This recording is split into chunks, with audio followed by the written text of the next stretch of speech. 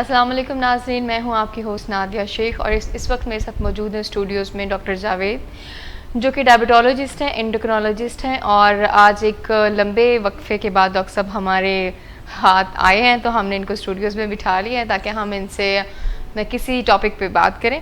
और टॉपिक में ज़रूर बताऊंगी आपको। इससे पहले मैं डॉक्टर साहब को वेलकम कहती हूँ प्रोग्राम में। अस्सलाम वालेकुम डॉक्टर साहब। आज का जो हमारा टॉपिक है वो एक मेजर मेडिसिन या इंजेक्टेबल या मतलब ऐसी चीज़ के बारे में हम बात करेंगे जो कि डायबिटीज़ में लाजिम व मुलजिम है, एक दूसरे के साथ कनेक्टेड है। अगर मैं बता ही देती हूँ, इंसुलिन के बारे में आज हम बात करेंगे कि इंसुलिन का डायबिटीज़ के अंदर या डायबिटीज़ के ट्रीटमेंट के अंदर क्या रोल है।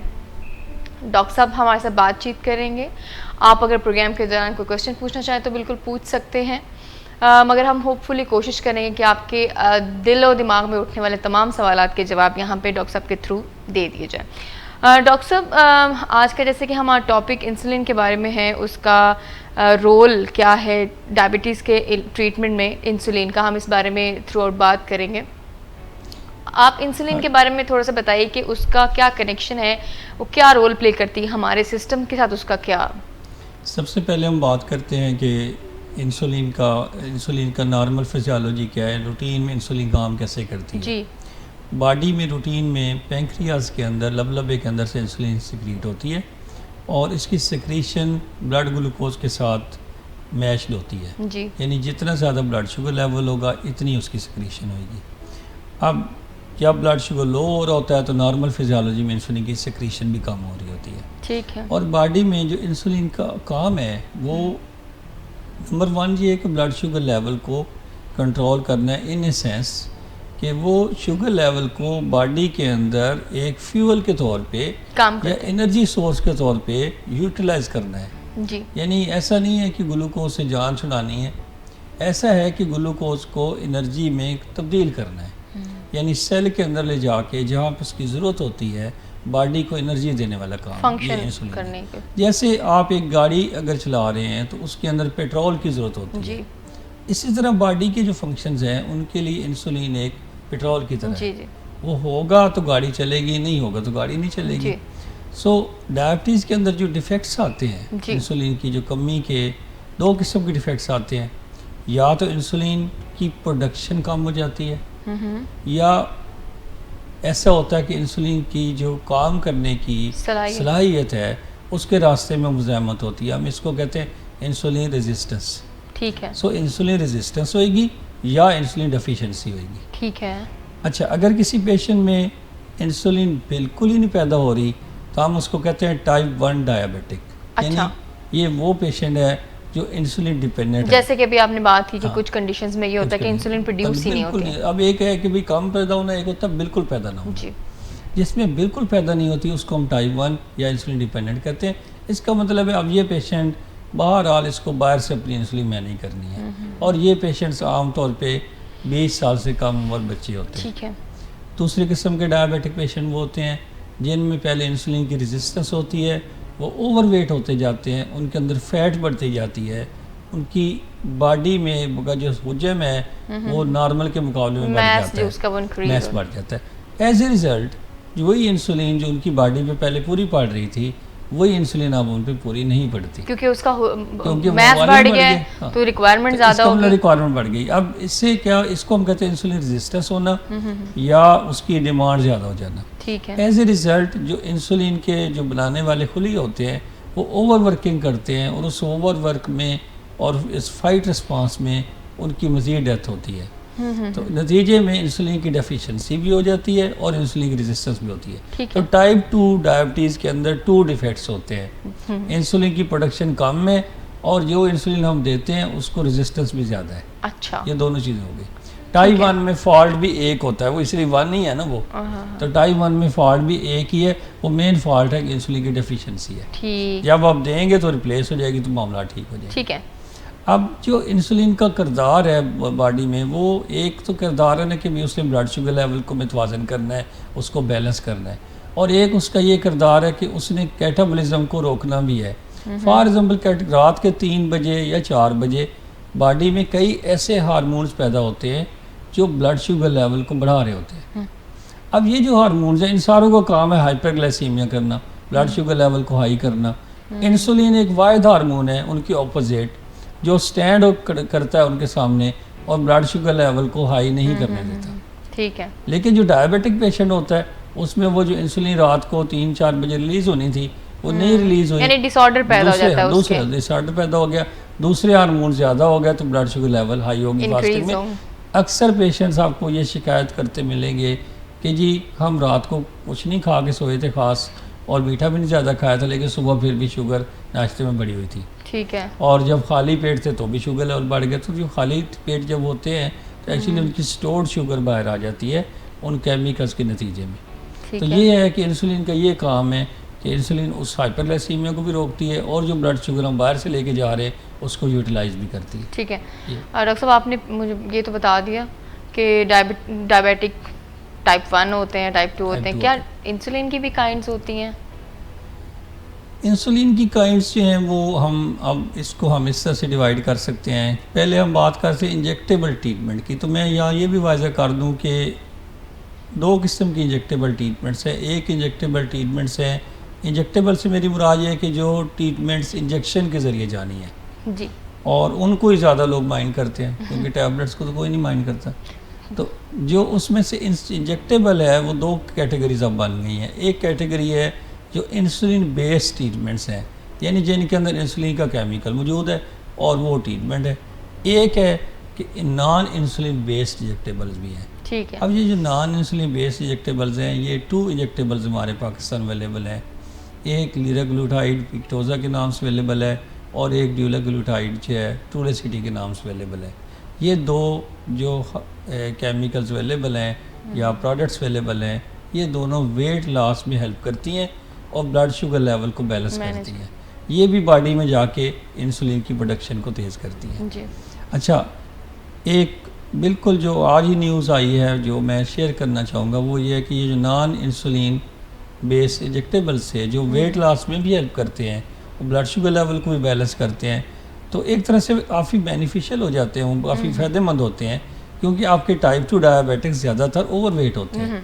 अब एक ओवरवेट पर्सन को जब आप इंसुलिन शुरू कराते हैं वो अपना खाना पीना भी बढ़ा लेता है, एज ए रिजल्ट वो और ओवरवेट हो जाता है। जब ओवरवेट और होते हैं, वेट बढ़ता जाता है तो it leads to heart complications, heart के ऊपर यानी कि फर्दर भी कॉम्प्लिकेशंस स्टार्ट जाती हैं ओवरवेट होने की वजह से, और ओवरवेट होने की वजह से उसकी इंसुलिन की डोज भी बार बार बढ़ती रहती है। ठीक है। अब अगर हम इंसुलिन ना दें और इंसुलिन की नॉन इंसुलिन बेस्ड इंजेक्टेबल दे दें, इंजेक्शंस दे दें जो वेट कम करने में हेल्प करें तो उनके दोहरे फायदे। ठीक है। ब्लड शुगर भी ठीक और वेट भी ठीक जी। तो अब वो पहले वो प्रॉब्लम क्या थी उनके साथ, वो भी इंजेक्शन थे, इंसुलिन भी इंजेक्शन है। तो अब एक ऐसा ओरल एंटी डायबिटिक आई है जिसको हम सेमीग्लूटाइड कहते हैं और ये उसी क्लास से है जो वेट लूजिंग में हेल्प करते हैं, तो वेट लॉस में हेल्प करते हैं और शुगर लेवल को मतवाजन करते हैं। ठीक है। ये FDA ने अभी उसके अप्रूवल दे दी है, तो FDA जब अप्रूवल दे देता है तो अमेरिका में चीज़ें अवेलेबल होना शुरू हो जाती हैं। अमेरिका अवेलेबल होती है तो आपको पता फिर दुबई में आ जाती हैं और दुबई में अवेलेबल होती है तो नेक्स्ट टर्न हमारी आ जाती है। तो बाई एंड लार्ज 1 साल के एंड तक हमें एक्सपेक्ट करना चाहिए कि हमारे पास भी वो ओरल टैबलेट्स आ जाएंगी जो वेट लॉस में हेल्प करेंगी। अब आ जाते हैं इंजेक्टेबल इंसुलिन्स के ऊपर। इंसुलिन्स पहले जो कन्वेंशनल इंसुलिन्स है वो 2 मेन इंसुलिन्स है।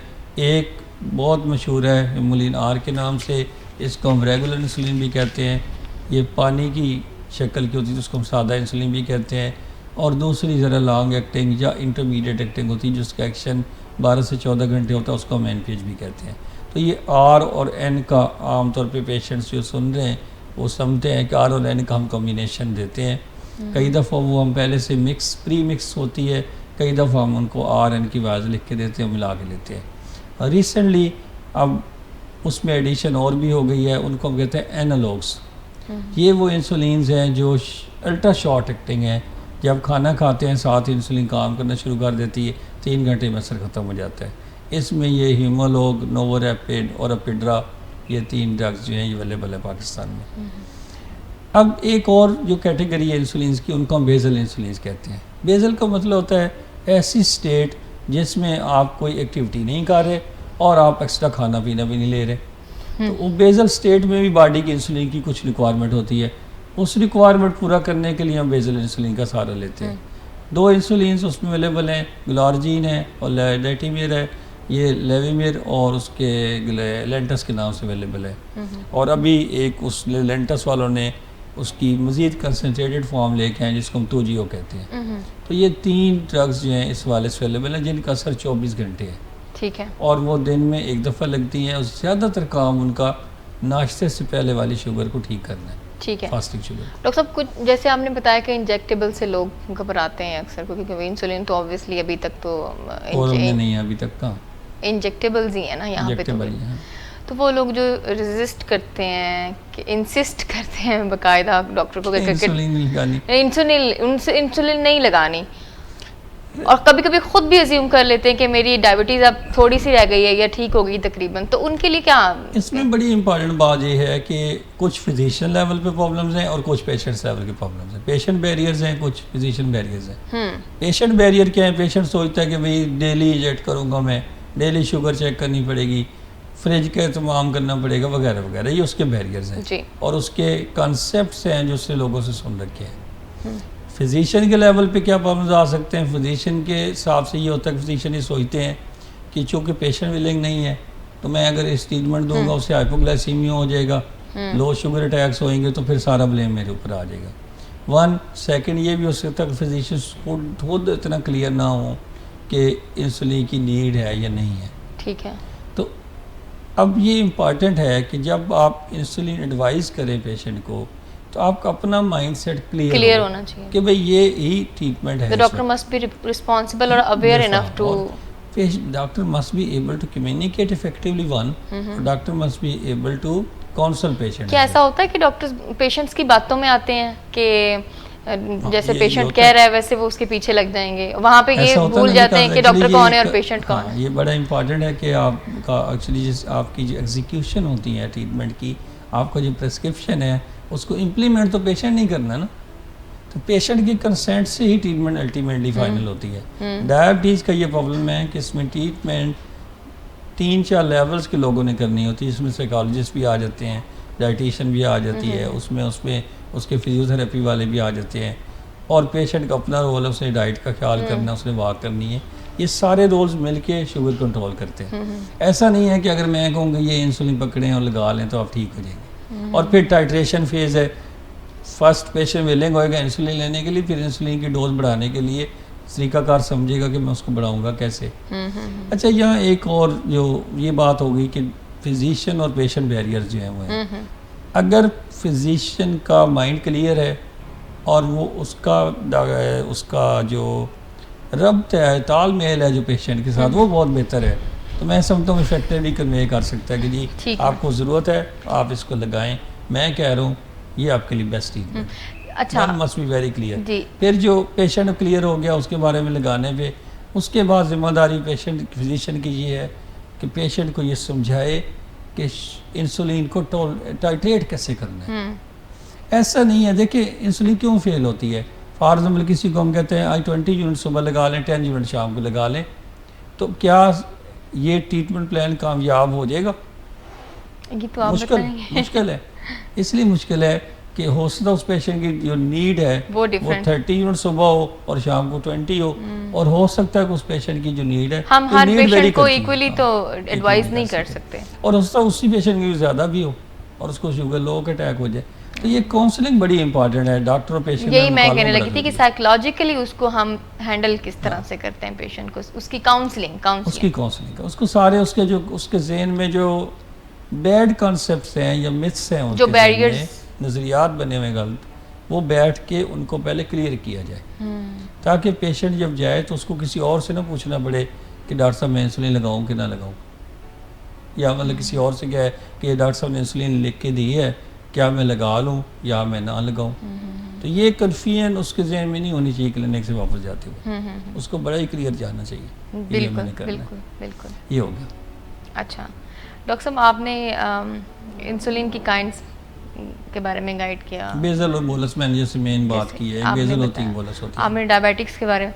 अच्छा, according to the type of patient, हम इंसुलिन यानी कि डॉक्टर्स कैसे गाइड करेंगे? आपने बात बीच में की है, लेकिन मैं अलग से इसलिए पूछ रही ताकि एक दफ़ा दोबारा जब आप बताएं तो क्लियर हो जाए कि टाइप 1 टाइप 2 डायबिटिक्स हैं, इंसुलिन की काइंड्स आपने बताई। अब ऐसा है कि different patients kind of patient different kind of insulin use करेंगे या सबके लिए सेम? हाँ, ये सही है, वेरी इंपॉर्टेंट। अब मसला एक ये आप कह रहे हैं कि इंसुलिन की जो डिज़ाइन करना है, एक स्ट्रक्चर डिज़ाइन करना, प्रिस्क्रिप्शन डिज़ाइन का, वो क्या बात है? ऐसा पेशेंट जिसकी फास्टिंग शुगर आई है, नाश्ते से पहले आई है, बाकी दिन की शुगर मुनासिब रहती है, वो एक आइडियल कैंडिडेट है कि उसको हम बेसल इंसुलिन ऐड कर दें जी। वो एक पेन इस तरह का हम उसको 24 आवर में यूज़ करने के लिए बता दें और उसमें से 10 यूनिट से वो शुरू हो जाएं, 2 यूनिट उसके बढ़ाते जाएं टिल के नाश्ते से पहले शुगर 110 तक आ जाए। तो ये इजी वे है कि वो अपनी सारी टैबलेट्स पेशेंट इस्तेमाल करता रहता है और हम उसको इंसुलिन ऐड कर देते हैं, 10 यूनिट्स ऐड कर देते हैं और फिर उसको समझा देते हैं कि आप इसको टाइट्रेट अप कर लें। इसमें 2 इंसुलिन ज़्यादातर यूज़ होती हैं, लेंटस और लेविमिर, और ये तीसरी जो आ रही तो जी वो आ गई, ठीक है। और जो दूसरे पेशेंट्स हैं जिनकी भी शुगर ज़्यादा है और फास्टिंग भी ज़्यादा है, उनमें फिर हम ज़रा दोनों तरह की इंसुलिन इस्तेमाल करते हैं, जिनको सादा और दूध इंसुलिन कहते हैं। तो ये फ़र्क होता है पेशेंट। ठीक है। अच्छा डॉक्टर साहब, एक लास्ट क्वेश्चन है, insulin delivery options. Insulin delivery option मैंने मेरे अपने हाथ में ही है। अच्छा। तो मैं वहाँ से बताता हूँ। एक तो ये कन्वेंशनल मेथड है जिसको हम ये सिरिंज मेथड कहते हैं, ठीक है। ये इंसुलिन सिरिंज है जिसमें 100 यूनिट्स तक ये गुंजाइश है भरने की। अच्छा। तो आप इसकी जो नीडल, अगर जहाँ पे स्क्रीन पे सारे देख सकते हैं, नीडल इसकी बहुत ही फाइन है। ये वैसे भी बड़ा स्लिम एंड स्मार्ट सा इंजेक्शन है। स्लिम स्मार्ट इंजेक्शन है। तो ये बहुत ही इसकी फाइन नीडल है। बहुत सारे लोग कहते हैं कि जी मैं सिर्फ पेन से लगा सकता हूँ, मुझे नीडल्स के सब फोबिया है, नीडल जरा वैसे इतने छोटे इंजेक्शन को देख के ये बहुत ही इसकी फाइन नीडल है, इसलिए मैं साथ ही लाया था। सही है। अब ये कि दूसरा लो मेथड होता है डिलीवरी का, वो पेन होता है। पेशेंट्स को क्लियर होना चाहिए कि जो ये पेन और सिरिंज है ये डिलीवरी मेथडोलॉजी है। अच्छा। हो सकता है वही इंसुलिन पेन में हो, वो सब वही इंसुलिन। अच्छा, डिलीवरी से यहाँ एक मीनिंग क्या हम निकालेंगे? यानी डिलीवरी मेथड जैसे लगाना है। अच्छा। How to deliver, how to inject, ये है ना। तो आपका पेन के साथ लोग थोड़े इजी इस सेंस में ज़रूर होते हैं। फॉर एग्जाम्पल एक पेशेंट है आपके जो 60 एज में है, ऐसे पेशेंट को अब ज़रा देखने में प्रॉब्लम होती है और वो इतने स्मॉल नंबर्स को भरने में उसको रीड करने में प्रॉब्लम हो, तो उसको रीड करने में प्रॉब्लम है, तो उसको हम क्या करते हैं कि पेन दे दिया और उसके साथ ये देखें ना, एक क्लिक 1 यूनिट के बराबर है, 2 क्लिक्स 2 यूनिट्स हो गए, 3 4 राइट। तो आप जो क्लिक्स हैं वो समझा सकते हैं, ठीक है, कि आपने 10 क्लिक्स भरने हैं तो इसको 10 यूनिट्स। तो ये है कि पेन का ये भी एडेड बेनिफिट अच्छा, इसमें कोई टेक्निकल बात नहीं है, just that is the choice you make for your. आप इंसुलिन तो अंदर वही जाएगी जो इंसुलिन से भी जा सकती है और पेन से भी जा सकती है। और इसमें देखें ये पेन में इंसुलिन पहले से 300 यूनिट्स मौजूद होती है। ठीक है। तो आप जब ये लगाना शुरू करते हैं तो ये अगर 10 यूनिट्स रोज़ाना इस्तेमाल करें तो 1 महीने में 300 यूनिट्स चले जाएंगे। तो ये इस तरह से है। ठीक है। इसके आगे एक नीडल आ जाती है जो कि इसी की तरह फाइन होती है और उससे आप इंजेक्ट कर लेते हैं। इजी ये भी है, वो भी इजी है। इसका ये भी एक इजी है कि भाई आप कोई ऑफिस में जॉब करते हैं और वो पोर्टेबल साल ले जाना चाहते हैं इंसुलिन, तो अपना पेन इधर लगाएं या जेब में डालें और चले जाएं। अच्छा अच्छा। जबकि इसके साथ जो कोई वायल कैरी करनी पड़ती तो वो ज़रा डिफरेंट हो जाता है। अच्छा डॉक्टर साहब, बहुत शुक्रिया आज के प्रोग्राम के लिए। नाज़रीन, डॉक्टर साहब की आपने बातचीत सुनी, लेकिन मैं डॉक्टर साहब से ये अर्ज़ करूँगी कि आखिरी मैसेज आप डायबिटिक्स को क्या देना चाहेंगे? डायबिटिक्स को मैं मैसेज देना चाहूँगा कि एक तो टाइप 1 डायबिटिक्स के बारे में बात ये है कि उनकी इलाज इंसुलिन के ज़रिए ही मुमकिन है, नंबर 1। और इस कॉन्सेप्ट को जितनी जल्दी फैमिली एक्सेप्ट कर ले इतना बेहतर होता है और पेशेंट। ठीक है। और इंसुलिन का जो टाइप 1 में इंसुलिन की ज़रूरत इसी तरह है जैसे एक कम बिनाई वाले पर्सन को ऐनक की ज़रूरत है, वो उसकी ऐनक है, डिपेंडेंट जो हो गया ना, डिपेंडेंट हो गया। ऐनक जैसे उतारते वो नज़र कुछ नहीं आता, बिल्कुल इसी तरह इंसुलिन बंद करने का मतलब यानी हम कह सकते हैं जैसे patient को जिसकी घेरों में कोई ले एक अल्लाह खुदा ना खास्ता पैर फ्रैक्चर हो जाएगा तो उसको जैसे छड़ी की जरूरत होती है चलने के लिए, बिल्कुल सही, सहारे की तो ये जरूरत, डिपेंडेंट है। तो ये डिपेंड, लेकिन ये सारे चूंकि काम हमारे ऊपर जो अल्लाह ताला ने चूंकि ये एक फैसला किया होता है, हम इस पे ऑब्जेक्शन नहीं करते, रादर इसको एक्सेप्ट करके एक्सेप्ट करके एग्जैक्टली। और दूसरा है कि टाइप 2 डायबिटिक्स हैं, टाइप 2 डायबिटिक्स जब उनका वेट लूज़ होना शुरू हो जाए, जब उनकी ब्लड शुगर्स का HbA1c लेवल उनका 11% से ज़्यादा रहना शुरू हो जाए, तो फिर वो कैंडिडेट्स हैं इंसुलिन थेरेपी के, या जब उनका फिजिशियन एडवाइस करे तो फिर वो उस वक्त बहस करने की बजाय इंसुलिन को एक्सेप्ट करे। बात ख़त्म हो गई आपकी, थैंक यू। नाज़रीन, बातचीत सुनी डॉक्टर साहब की आपने। अगले हफ्ते आपकी खिदमत में दोबारा किसी नए टॉपिक के साथ हाजिर होंगे, तब तक के लिए अपना ख्याल रखिए। अल्लाह हाफ़िज़।